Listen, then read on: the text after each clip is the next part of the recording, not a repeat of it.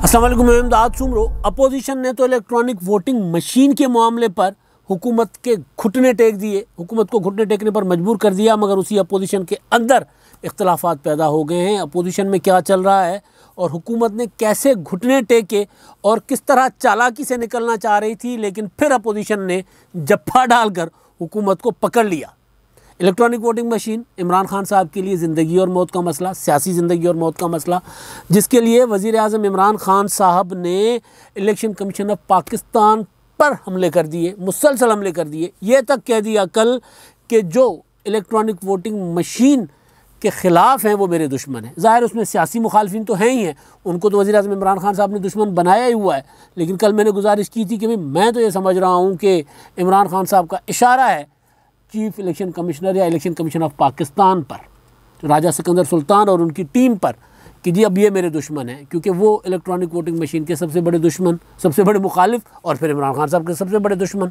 और उस पर इमरान खान साहब के वज़ीरों ने मुसलसल तकरार खड़े किए रखा, शोर शराबा किया। Election commission, chief election commissioner को अपोजिशन का आलाकार कह दिया, नवाज शरीफ का करीबी, और इलेक्शन कमीशन को अपोजिशन का हेडक्वार्टर कह दिया।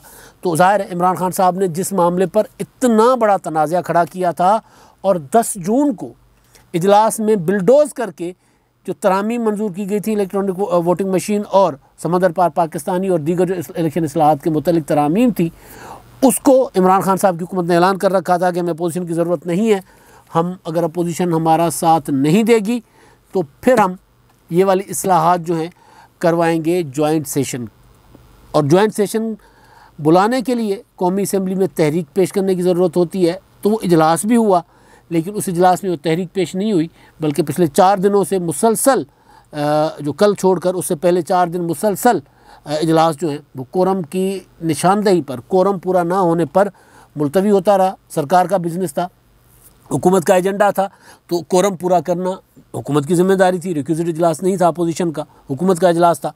तो हुकूमत अपना एक तो वहाँ पर जिस इजलास बुलाया था कौमी असम्बली का तहरीक पेश करने के लिए कि जी ये इजलास, क्योंकि सेनेट की स्टैंडिंग कमेटी ने मुस्तरद कर दिया था, वो यादगार स्टैंडिंग कमेटी का इजलास आपको याद होगा, जिस पर आज़म सवाती साहब ने इलेक्शन कमीशन के अरकान पर हमला किया था कि जी आग लगा देंगे इलेक्शन कमीशन को, जहन्नम में जाएंगे आप लोग, आप पैसे पकड़ते हैं, आप ऐसे आप वैसे, जिस पर उनको नोटिस हो गए हुए आज़म सवाती को। और उसके बाद फवाद चौधरी साहब ने प्रेस कॉन्फ्रेंस की तो उनको भी नोटिस हो गए। तो वो तकरार बढ़ता जा रहा है, हुकूमत वहाँ तो पंगा मुसलसल किए जा रही है, तकरार, तनाज़ा, तसादुम। लेकिन इधर अपोजिशन के साथ हुकूमत ने मुज़ाकरात के लिए घुटने टेक दिए थे। जब वो तहरीक पेश नहीं हुई और हुकूमत ने राब्ता किया कि इस मामले पर दोबारा इस्लाहात के लिए बात करते हैं, एक पार्लिमानी कमेटी बनाते हैं, पार्लिमानी कमेटी पर इस्लाहात को ले आते हैं दोबारा और दोबारा रीनिगोशिएट करते हैं ताकि इसको ऐसन तरीके से हल किया जा सके। अपोजिशन बैठ गई मेज़ पर, अपोजिशन का ओके, बैठ जाते हैं।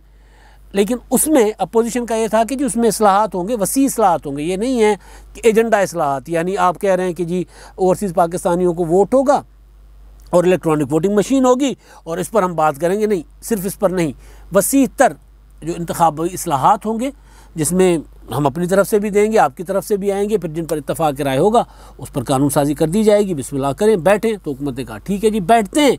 और हम जो है वो चंद रोज़ पहले इजलास हुआ था, उसमें नवीद कमर पीपल्स पार्टी से थे, राना तनवीर, मुर्तज़ा जावेद अब्बासी मुस्लिम लीग नून की तरफ से, और उधर स्पीकर साहब और हुकूमती अरकान भी शामिल थे। स्पीकर साहब की क़यादत में, सदारत में ये इजलास हुआ था अपोजिशन और हुकूमत का। उसमें एग्रीमेंट हो गया, राज़ी हो गए कि ओके जी बैठते हैं। हुकूमत ने कहा चलें फिर हम जॉइंट सेशन नहीं बुलाते। हुकूमत घुटने टेक दिए, पीछे हट गई कि चलें बैठते हैं।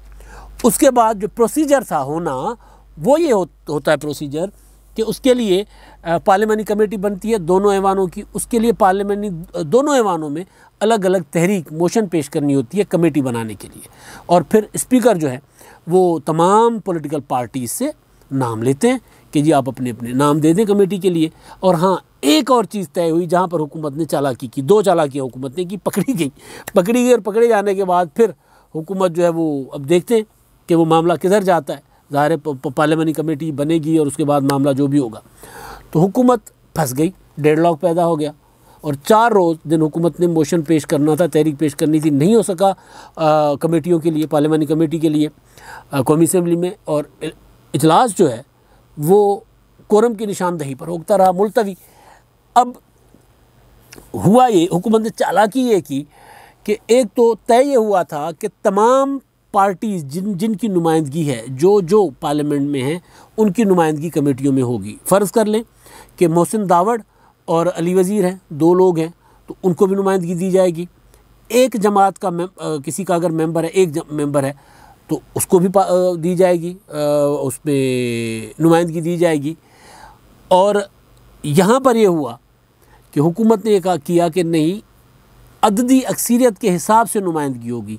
अगर हुक्मरान इत्तेहाद बड़ा है तो उसकी नुमाइंदगी ज़्यादा होगी, अपोजिशन का इत्तेहाद नंबर 2 है, छोटे नंबर पे है, तो उसकी नुमाइंदगी कम होगी, वो अपोजिशन। तो उस पर यानी हुकूमत अपनी मेजॉरिटी के साथ कमेटी में आना चाह रही थी। वही मामला जो सेनेट की स्टैंडिंग कमेटी में किया था कि सेनेट की स्टैंडिंग कमेटी में अचानक वो एक खातून समीना मुमताज़ सेनेटर साहिबा BAP से वो अचानक मेंबर हो गई थी। उससे पहले अचानक मुस्तफ़ा नवाज़ खोखर साहब को निकाल दिया गया था पार्लियामानी कमेटी जो स्टैंडिंग कमेटी था जदर साहब की सरबराही में थी। तो यहाँ पर भी हुकूमत ने वही चालाकी करने की कोशिश की। बाबर रवान साहब हैं तो कारीगर आदमी, बड़े तेज़ आदमी हैं, उनके सामने बड़े बड़े परेशान हो जाते हैं कि भाई ये कहाँ से खेल रहे हैं। तो वो हुआ। तो नवीद कमर साहब भी कोई मामूली चीज़ नहीं है। तो मेरे ज़रा ये बता रहे हैं, फिर नवीद कमर साहब ने कहा कि आप ये कर रहे हैं चालाकी, ये आपको हम चालाकी नहीं करने देंगे, तमाम जमातों की नुमाइंदगी होगी तो पार्लियामानी कमेटी बनेगी। और पार्लियामानी कमेटी नाम ही इसी का होता है, ये नहीं होता कि 2 इत्तेहाद हैं तो दोनों इत्तेहादों की, यानी अपोजिशन और हुकूमत नहीं, तमाम जमातों की। ये मामला अपोजिशन और हुकूमत का नहीं, ये मामला इस्लाहात का है। तो उसकी वजह से वो मोशन नहीं तहरीक नहीं पेश हो सकी। और दूसरी चीज़ जो दूसरी चालाकी थी जो बताई जा रही है वो ये थी कि इस्लाहात होंगी वसी तर, लेकिन हुकूमत ने मोशन में शामिल किया इलेक्ट्रॉनिक वोटिंग मशीन और समंदर पार पाकिस्तानी, यानी जो कर गए थे वही दोबारा करवाना चाह रहे थे। यानी जहाँ जो वजह तनाज़ात था मामला उसी को ले आकर बैठ गए। तो उसको पकड़ा अपना सब ने कि भाई ये तो मतलब आप दोनों उधर से हम आप आए हैं कि जी हम चले मुश्तरका इजलास नहीं बुलाते, हमने आपके साथ ताउन की पेशकश कर दी, आपने कहा आ जाए, हमने कहा बैठ जाते हैं, आपकी नीयत ठीक है तो फिर मामला ठीक करें, ये क्या चालाकियाँ हैं। तो उसकी वजह से वो मोशन नहीं पेश हो सका। तो अब अगर वो तहरीक अगर हुकूमत हट जाती है और पार्लियामानी कमेटी बन गई तो फिर मामला आगे बढ़ेगा, वगरना हो जाएगा डेडलॉक। और डेडलॉक में फिर क्या है कि हुकूमत क्यों हटी जॉइंट सेशन से। हुकूमत ने तो कहा था हम जॉइंट सेशन में यूँ आसीनें चढ़ा दी थी कि हम जॉइंट सेशन में लेकर आएंगे। याद होगा आपको कि मैंने गुजारिश किया था कि नहीं, जॉइंट सेशन में अगर हुकूमत आई तो पास नहीं करवा सकेगी जॉइंट सेशन से, क्योंकि जॉइंट सेशन में फिर हुकूमत के अपने अंदर भी इत्तेहादी जो हैं, मैंने गुजारिश की थी इस मामले पर कि मुत्तहिदा कौमी मूवमेंट वो भी शायद साथ ना दे, जो मुस्लिम लीग कायदे आज़म है वो भी इधर उधर हो जाएगी, BAP वाले भी इधर उधर हो जाएंगे, तो हुकूमत को मेजॉरिटी नहीं मिलेगी, हुकूमत फंस जाएगी। सेनेट में वैसे ही फंस गई थी, स्टैंडिंग कमेटी में जो है वो बिल रिजेक्ट हो गया था और सेनेट के ऐवान में बिल पेश नहीं कर सके थे, लैप्स हो गया था, वहाँ पेश भी करते तो वहाँ मेजॉरिटी अपोजिशन की थी। तो इसी वजह से मैंने ये गुजारिश की थी कि अगर ये मुश्तरका इजलास में जाएंगे, मुश्तरका इजलास में फंस जाएंगे। तो इन्होंने मुश्तरका इजलास की बात तो की, मुश्तरका इजलास बुलाने के लिए कौमी असम्बली का इजलास भी बुलाया कि यहाँ पर तहरीक पेश करके मुश्तरका इजलास बुला लेंगे, मामला मुश्तरका इजलास में दोनों ऐवानों में ले जाएंगे, दोनों ऐवानों के मुश्तरका इजलास में। लेकिन वो इजलास नहीं बुला सके, फिर अपोजिशन के पास चले गए कि आओ जी साथ बैठ जाओ, अपोजिशन बैठ गई। तो फिर ये चालाकियाँ। तो अब देखें कि हुकूमत जो है वो जिस तरह इलेक्ट्रॉनिक वोटिंग मशीन के मामले पर उधर जो इलेक्शन कमीशन के साथ तसादुम में है, अब ऐवान में भी तसादुम में आएगी या फिर ऐवान में मामला सुलह सफाई के साथ कुछ उनकी सुनेगी, कुछ गिव एंड टेक, कुछ लो कुछ दो, कुछ अपोजिशन की बात मान ले, कुछ अपनी मनवा ले, लेकिन अपोजिशन इलेक्ट्रॉनिक वोटिंग मशीन पर नहीं आएगी, ये तय है। अपोजिशन कम से कम 2023 का इलेक्शन इलेक्ट्रॉनिक वोटिंग मशीन पर नहीं आएगा, क्योंकि आर्गूमेंट ही बेसिकली यही है कि एक तो इलेक्ट्रॉनिक वोटिंग मशीन आएगी का कैसे, ऑपरेट कैसे होगी, फुल प्रूफ कैसे होगी, और एकदम एक इलेक्शन में इतने बड़े बड़े इंतखाबात, 22 करोड़ की आबादी के मुल्क के इंतखाबात नहीं हो सकते। इंडिया को EVM पे आते आते 25 साल लगे थे और उन्होंने पता नहीं कितने तजुर्बे किए थे। तो आर्गूमेंट ही बेसिकली यही है।